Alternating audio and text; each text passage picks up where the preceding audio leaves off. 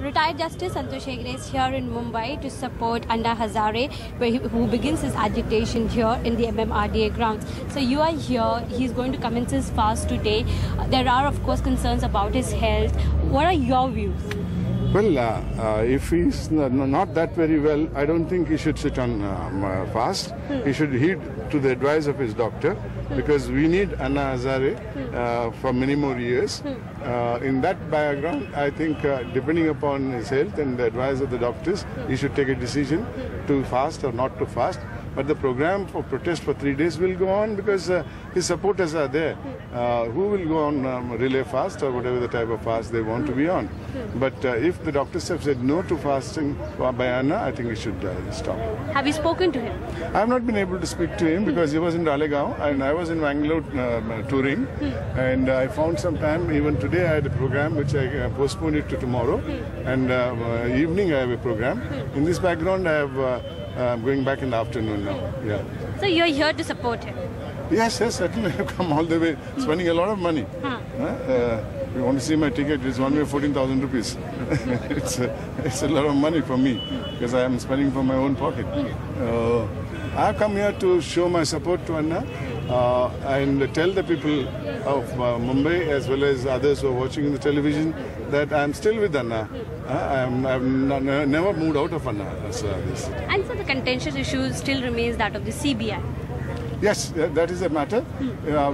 We have said now, the CBI by itself may not be saying. You give us any other investigating organization, but both that should be administratively, economically under the Lokpal. That's a reason. We have sent a letter to the Prime Minister to that effect. Okay, and so lastly, there have been views that he should have waited till the debate gets over. What's your take? These are all things. See, they are already expressing their view that this is not possible, that is not possible.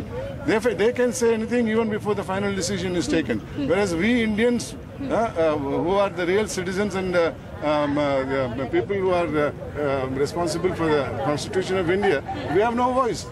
I don't think it is neither a breach of privilege of the House nor an insult to the Parliament to express our views in regard to the correctness of the bill that is being discussed in the Parliament. They are discussing it outside, members of Parliament. Then why can't we discuss it? I don't think we are inferior to the members of Parliament in any way, because we are the ones who have elected them.